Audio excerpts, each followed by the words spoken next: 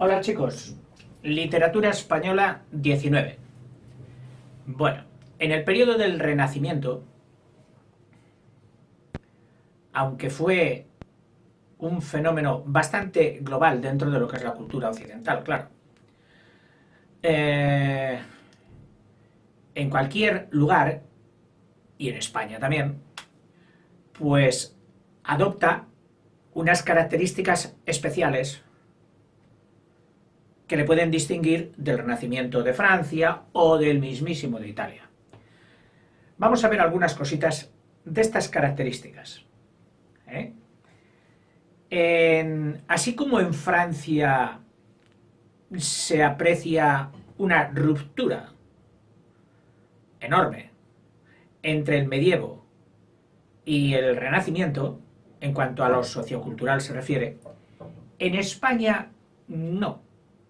En España manda la sintetización, es decir, juntar aquello que teníamos con lo nuevo que nos viene y hacer una síntesis, una unión.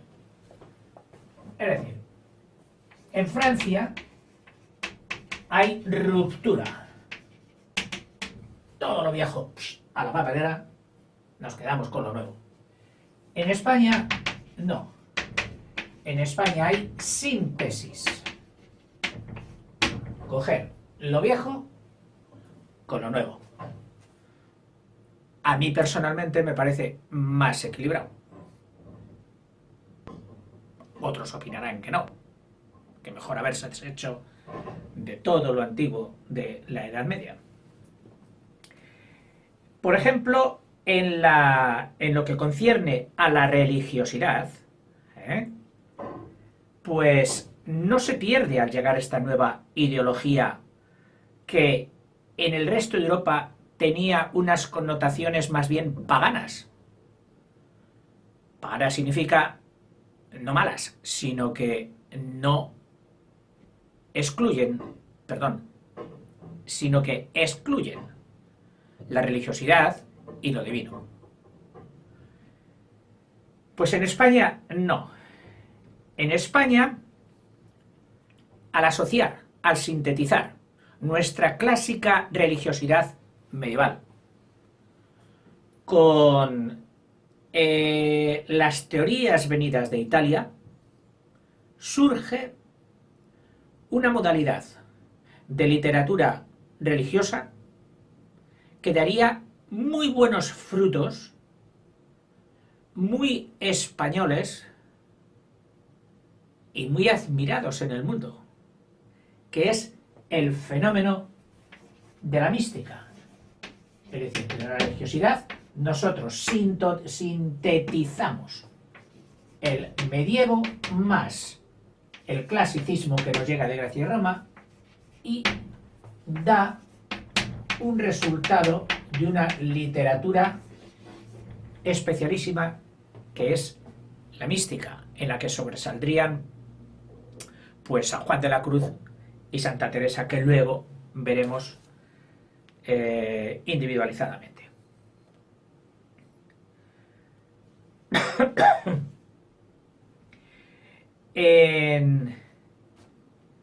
También, no solo en el campo de la religiosidad, sino en el campo de lo épico.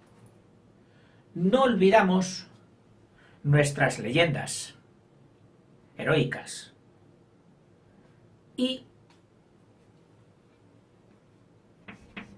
en el campo de la épica tiene un florecimiento al compás de los romances que hemos visto en vídeos anteriores, de la novela caballeresca,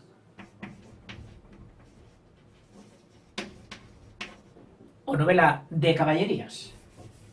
Vamos a poner la de caballerías, que es un término más acuñado por nuestro gran Cervantes en su Quijote.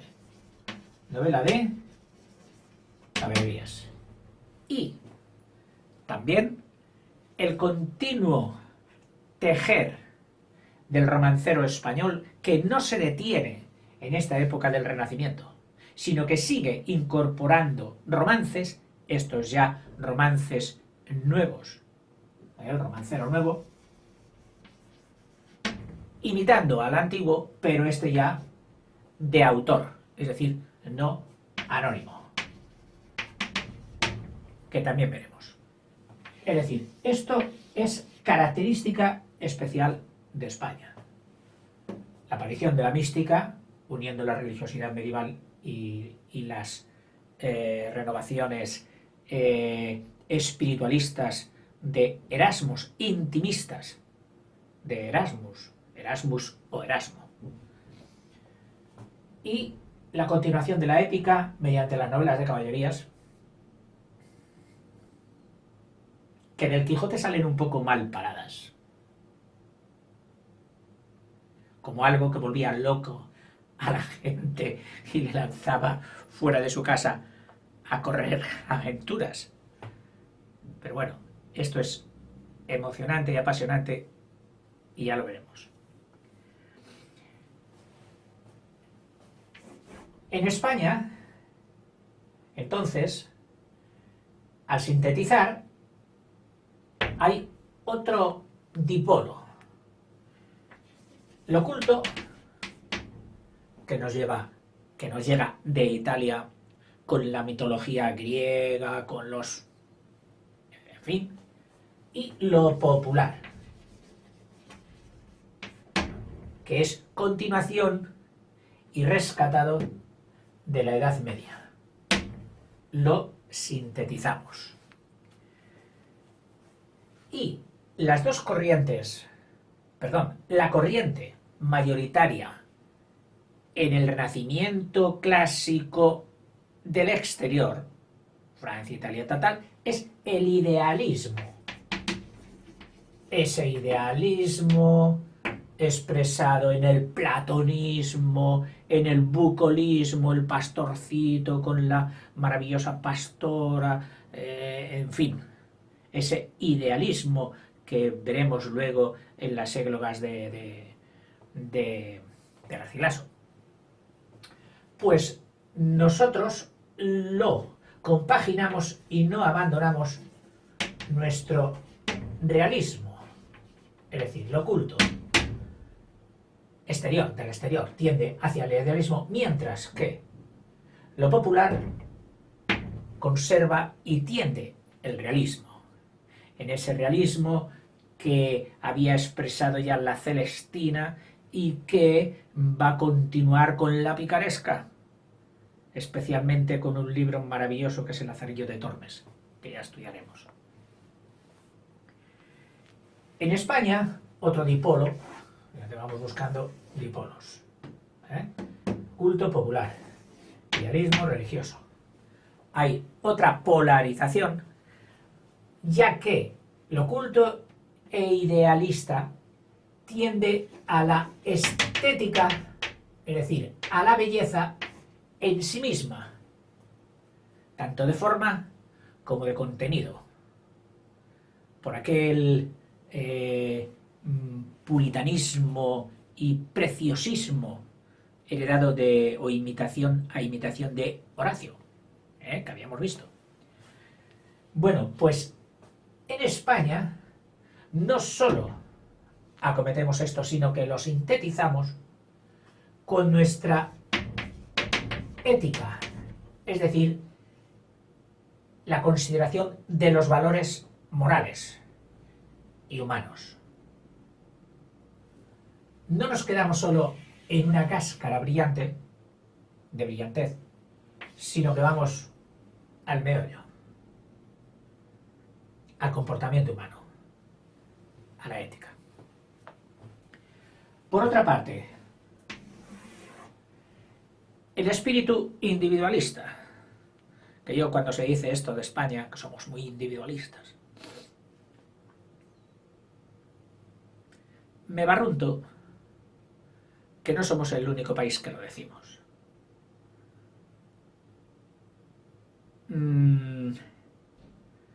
Es una de esas taras, defectos, de los que cuando lo admitimos, en nuestro tono nos estamos sintiendo orgullosos, como diciendo, "No, yo no necesito de los demás, soy autosuficiente de lo perfecto que soy y por eso reconozco que soy individualista". Un autoanálisis, mejor o peor, que nos hacemos. Pues dice que este individualismo no acepta, el individualismo celtibérico hispano, le lleva a no aceptar siempre los cánones, las normas, las reglas que, sacadas de Grecia y Roma, nos había impuesto Italia. No de una forma tiránica, sencillamente, pues, como surgen todas las modas. ¿A ti por qué vas con eso ahora? Es que es moda. Pero si vas hecho un adefesio y no hay quien te vea con los pantalones, es moda. Y la moda todo lo excusa. Y lo que en otro tiempo habría sido el hazme reír de la gente en la calle, hoy suscita la admiración, especialmente de los más jóvenes. ¡Hala! Lleva el pantalón roto por 3 sitios. ¡Jo! Y además ese lo lleva roto en todo el trasero, que se le ve medio glúteo. Pues nada, a poner la moda. En fin, pero bueno, me he separado un poquito del texto. Entonces dice que al no aceptar la rigidez de las normas grecolatinas, pues, ¿qué hace? Pues ir a la expresión libre y espontánea.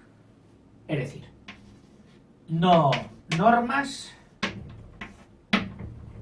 sí expresión libre y espontánea. Perdón, sin X. Espontánea. Yo tengo cierta tendencia a hacer siempre un fonema X antes de la P. Caigo bastantes veces en él, me tengo que vigilar. En fin. Y en esto, en la expresión libre y espontánea, y hacer de ello un teatro o una novela típica, característica, especial, nacional, destacó sobre todo Lope de Vega en su teatro, que con su genialidad recogió toda la idiosincrasia de nuestra sociedad, de nuestra manera de ser, y la plasmó en sus abundantísimas obras de teatro. En fin, pasaríamos ahora a épocas del Renacimiento español.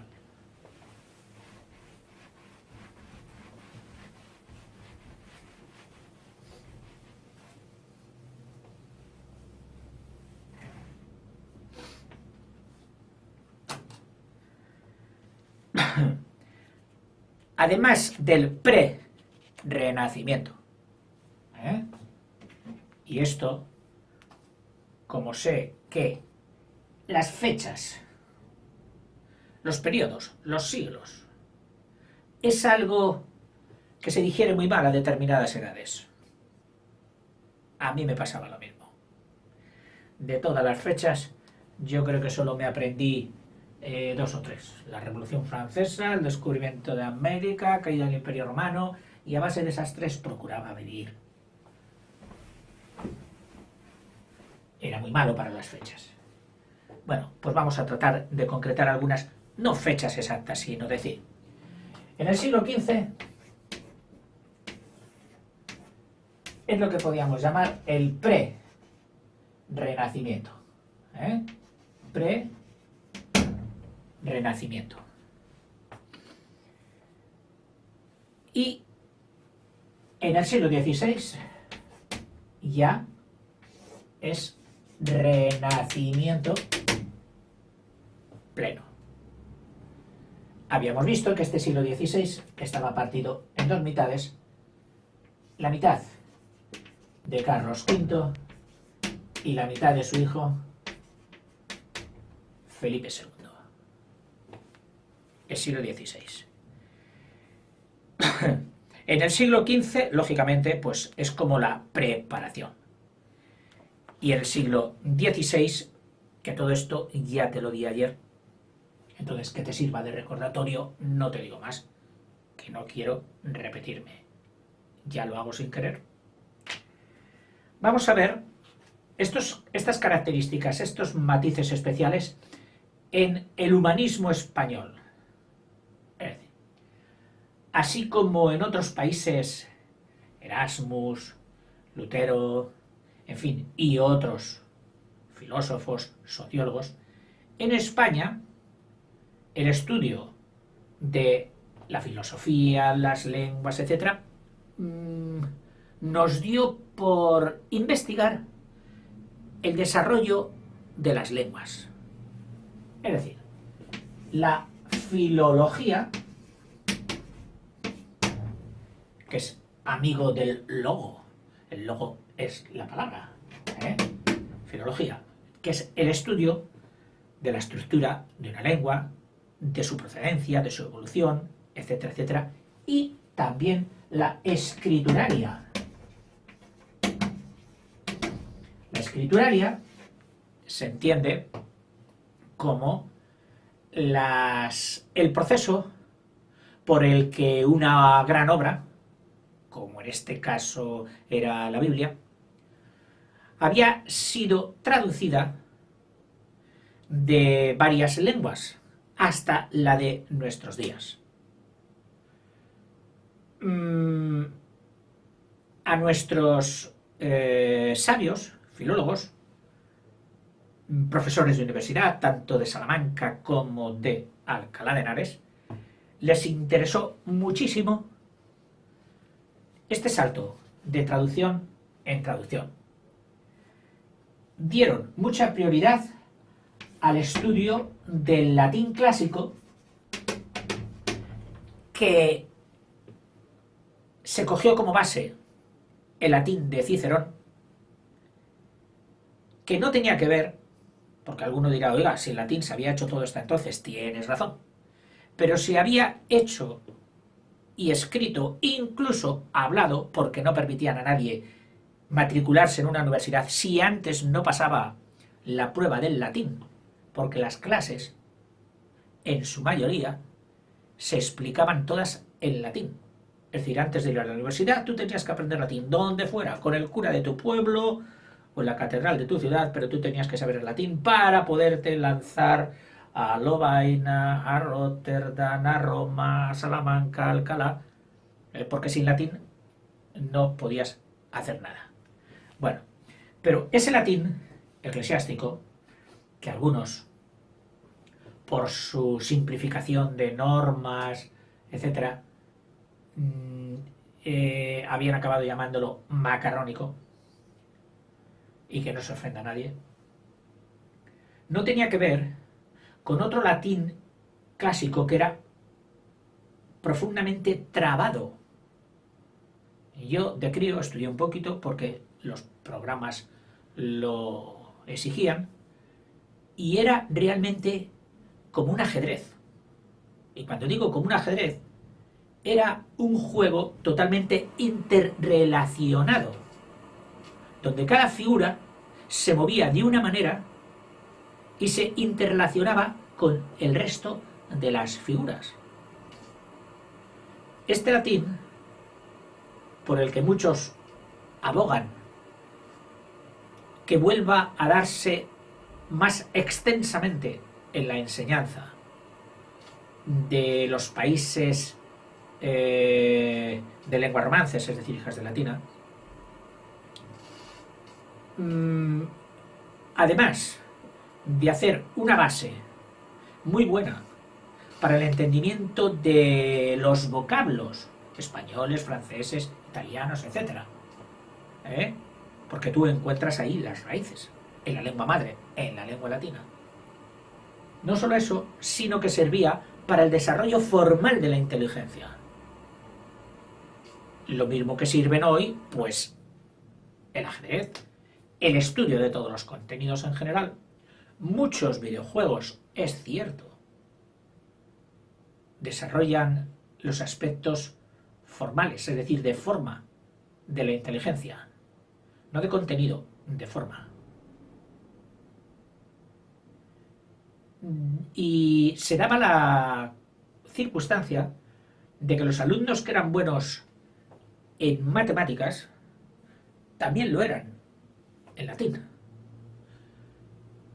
De ese trabazón, donde mandaban las declinaciones, la posición de los verbos, etcétera, etcétera,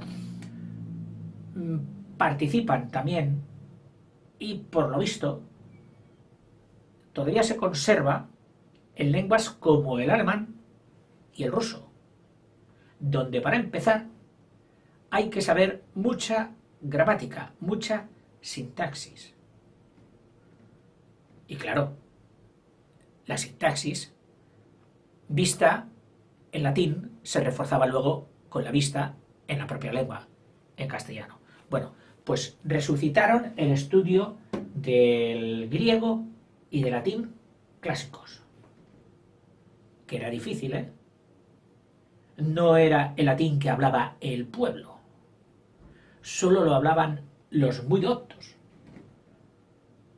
Y sin embargo luego el latín que hablaba el pueblo fue el más fructífero, fue el que dio las lenguas hijas, las lenguas romances. El latín clásico se olvidó, aquí tratan de rescatarlo, y sin embargo el latín vulgar fue cambiando y generando el francés, el portugués, el italiano, el rumano, etcétera, etcétera.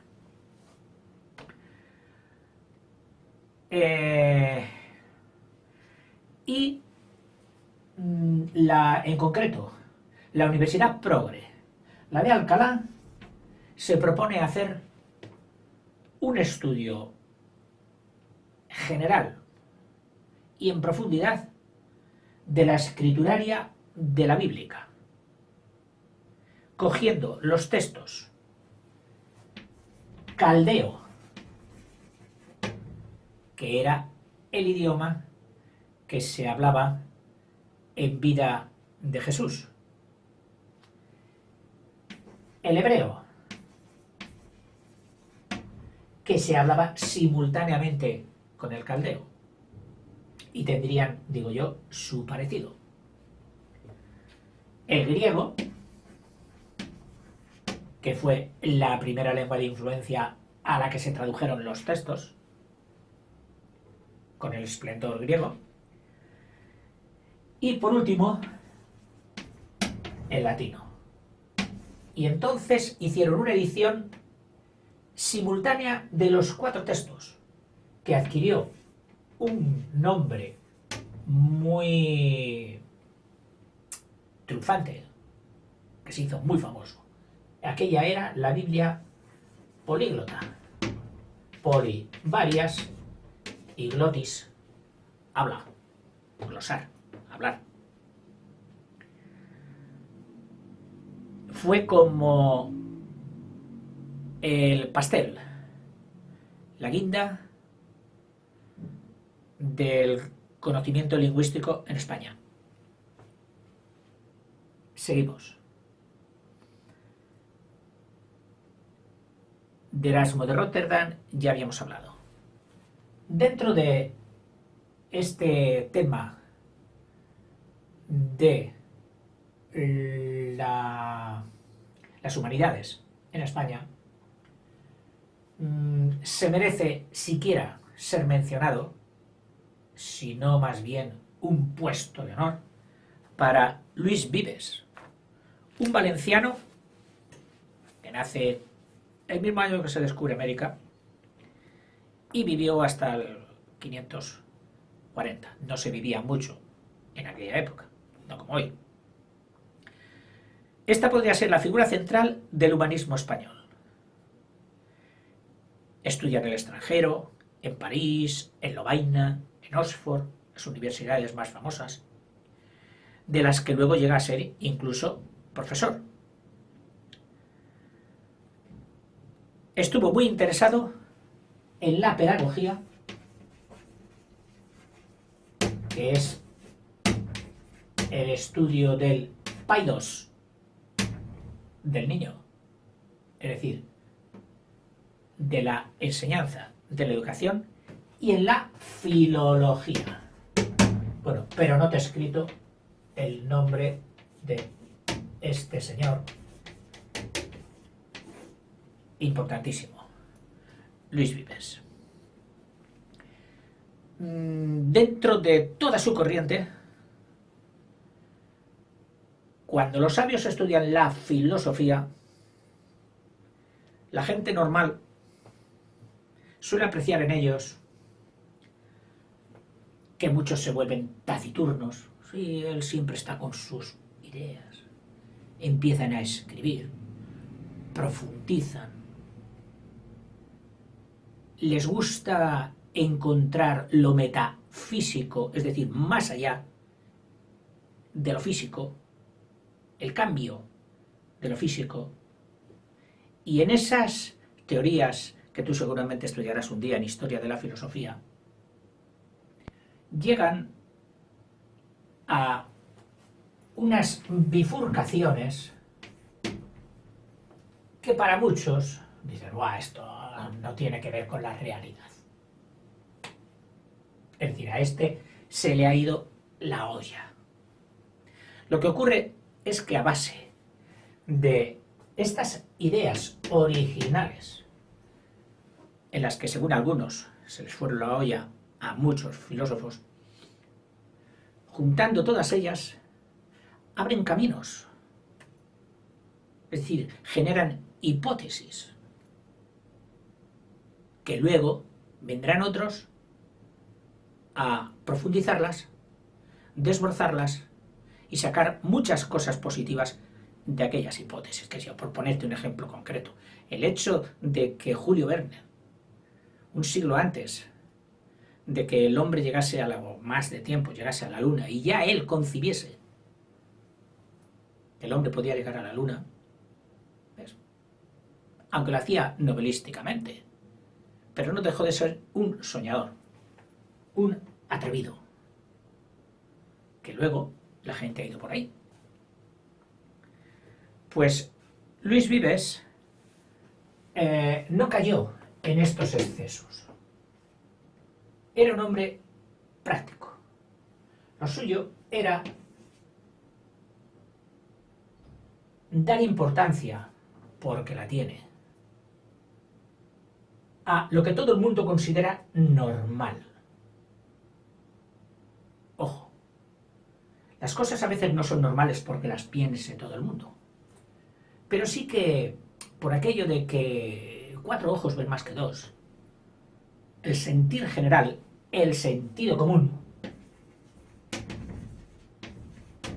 no es mala norma para dirigir también las ciencias, para dirigir las investigaciones. Él lo llamaba, con una palabra muy curiosa, sindéresis. Sindéresis, que prácticamente es la palabra técnica del sentido común. Es decir, nuestro Luis Vives, además de ser un gran humanista y destacar en pedagogía y filología, no se apartó nunca del sentido común, de la sindéresis.